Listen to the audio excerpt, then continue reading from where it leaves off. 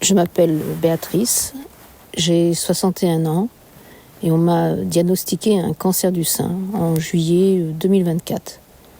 Et j'ai commencé ma première chimio en octobre, après avoir effectué toute une série d'examens. Et puis subitement, on ne s'appartient plus. Tous les projets s'annulent, tout est mis entre parenthèses. Mais le plus surprenant dans tout ça, c'est qu'on n'a pas vraiment de douleur. On ne se sent pas malade, seulement on va bientôt le devenir, parce que en fait, les effets indésirables ne vont pas tarder à apparaître. Bonjour. Alors, c'est Madame Monzago. Alors, je vais prendre juste votre carte vitale. Je vous laisse vous asseoir, Madame Monzago. Oui. Votre adresse, j'ai 19 rue des Conchilles à Angoula. C'est ça. Oh, ça va. Et ici.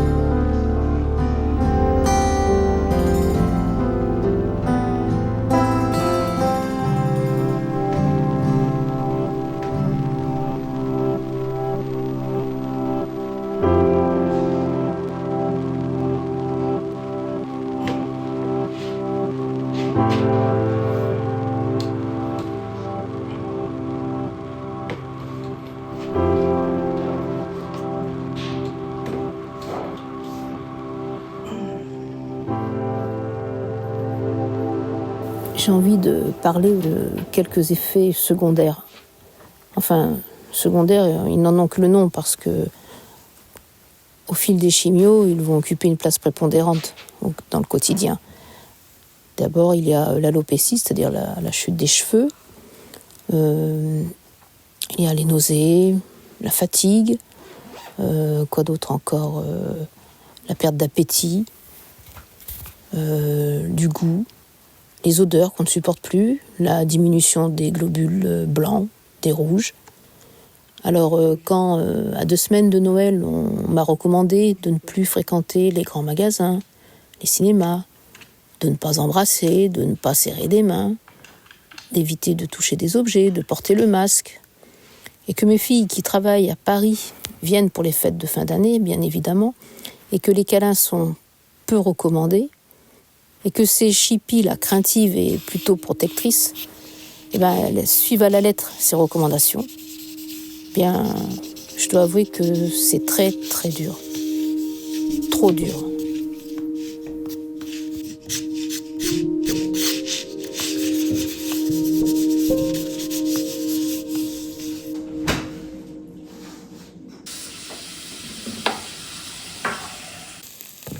Je suis très, très dépendante de mon mari, qui, non seulement, lui, il gère tout le quotidien, mais en plus, doit m'aider à m'habiller. Bref, il me soutient au sens propre comme au sens figuré. L'infirmier va venir entre midi et 2, par 14h. Et à 16h, je vais voir l'ophtalmo en visio-call. Ouais. Donc on n'est pas rentré avant 18h. Oh, tout de suite. Sacrée journée encore. Ça va. Bonjour. Vous allez bien? Oui, à peu près. Bon, et vous, alors, du coup, vous n'avez pas de prise de sang la semaine dernière? Non, puis là, apparemment, après, ça va être espacé. D'accord. Donc là, ce serait quoi, la dernière cure Oui. hebdomadaire, et puis ensuite... Voilà, puis après, je sais plus ce qu'elle m'a dit, peut-être tous les mois ou tous les 2 mois, je sais plus. D'accord. Vous avez quand même douillé pendant quelques mois, là. Toutes les semaines, il faut s'accrocher quand même. Ouais, c'est un bon petit rythme. Oui.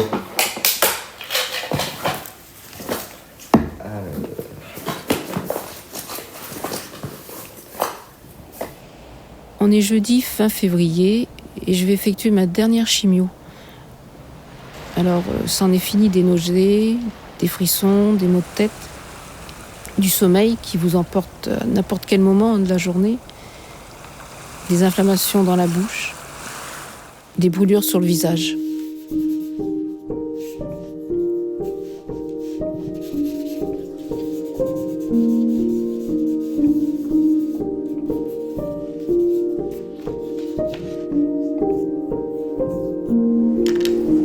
On a la possibilité de bénéficier des soins de support pendant la chimio, tels que des séances de sophrologie, d'auto-hypnose, auxquelles je vais participer d'ailleurs, d'activités physiques adaptées et d'assister à des ateliers et qui sont bien nécessaires parce qu'on ne comprend pas toujours ce à quoi on est soumis. La chimiothérapie, ça s'injecte et ça passe dans tout votre corps. La radiothérapie, c'est pas ça, c'est un traitement local, d'accord? On va irradier un sein, on va irradier une vertèbre, on va irradier une lésion dans le cerveau, on va irradier un fémur, voilà. Donc ça reste un traitement local. Mais du coup, quand vous dites les rayons sur une cellule, ils se projettent sur la cellule et autour de la cellule. Ah ben bien enfin, sûr. Ils vont traverser tous vos tissus. Après, je vous entends souffler et je pense que vous avez peur, mais c'est normal, hein. Enfin, c'est pas du tout une critique, hein, bien sûr. En fait, nous, en tant que manipulateurs, on vous voit tous les jours. Oui. Alors, je dis pas qu'on est les magiciens, mais en fait, l'idée, c'est comme on vous voit. Alors, moi, non, mais mes collègues, ils vous verront tous les jours. Donc, au fur et à mesure, vous et eux, ils vont bien voir la modification de votre peau. Et les rayons sont de plus en plus forts, c'est tout. Alors non, ça vous l'avez demandé. C'est toujours la même dose. Chaque jour, c'est la même dose. Est-ce que ça fatigue? Oui, alors on est un petit peu fatigué. Alors déjà, vous toutes là, vous avez quasiment toutes fait de la chimiothérapie. Donc on arrive un petit peu fatigué de sa chimio. Et après, hop, on en rajoute un petit peu avec les rayons. Et donc les patients me disent, la radiothérapie me fatigue beaucoup. Je leur dis non, c'est qu'elle vient se surajouter à déjà vos mois de chimiothérapie antérieure. Donc, et puis c'est tous les jours, c'est la route, voilà. Les horaires sociaux à lui-même. L'attente. Moi, j'ai jamais attendu. Non. Bah, c'est parce que j'y étais pas.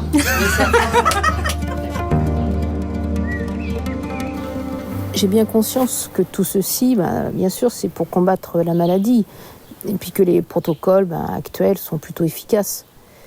Mais hélas, j'ai une petite baisse de morale en ce moment parce que je dois endurer de grosses douleurs dans le dos, et ce depuis 2 mois. Et depuis le scanner, j'ai bien compris que c'était quand même assez sérieux.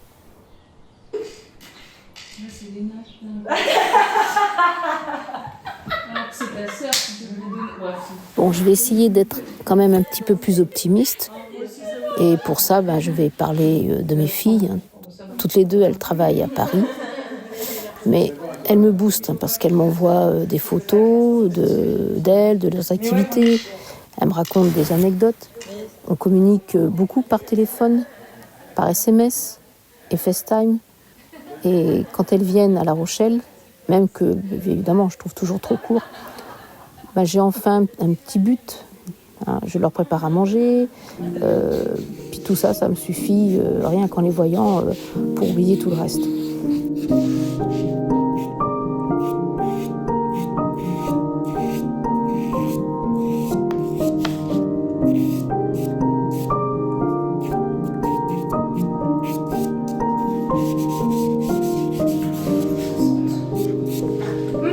Ça a l'air bon tout ça. 88 cette année? Non, 7. Ah oui, t'as avancé. Faut pas en rajouter comme ça. Nelly Cotonec. Je suis la maman de Béatrice Manzago, qui est malade, très malade, et la mamie de Léna et Marion, qui sont nos rayons de soleil. C'est grâce à la mammographie, et enfin grâce ou à cause. Et bon, bien sûr, j'ai suivi un protocole qui a fait que j'ai été opérée et ensuite j'ai eu des rayons. Et ça, c'était il y a longtemps, hein, c'était en 2011.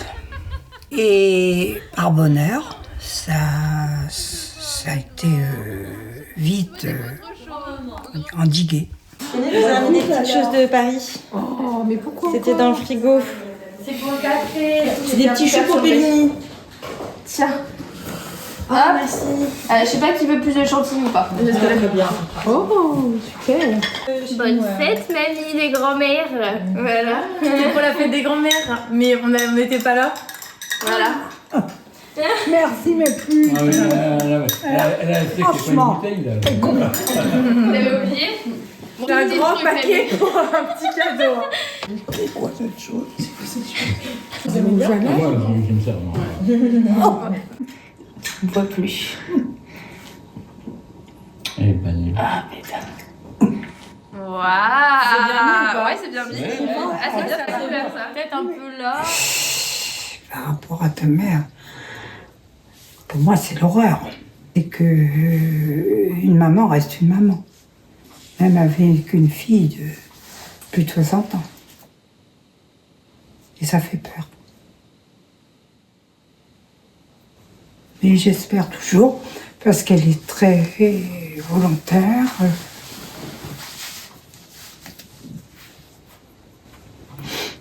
Je ne sais pas quoi dire de plus. Eh ben, c'est très bien.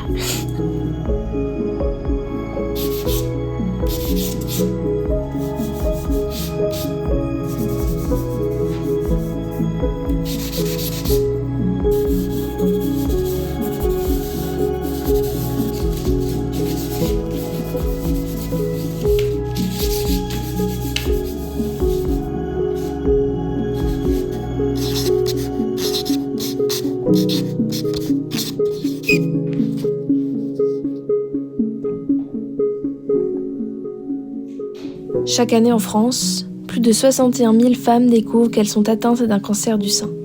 Grâce aux progrès médicaux, près de 9 femmes sur 10 survivent. Malgré tout, le cancer du sein reste responsable de plus de 12 000 décès par an. Mais au-delà des traitements, le soutien de la famille et des proches est précieux. Il aide les patientes à traverser la maladie et peut faire toute la différence dans leur combat. Allez, petite dame, tu sois.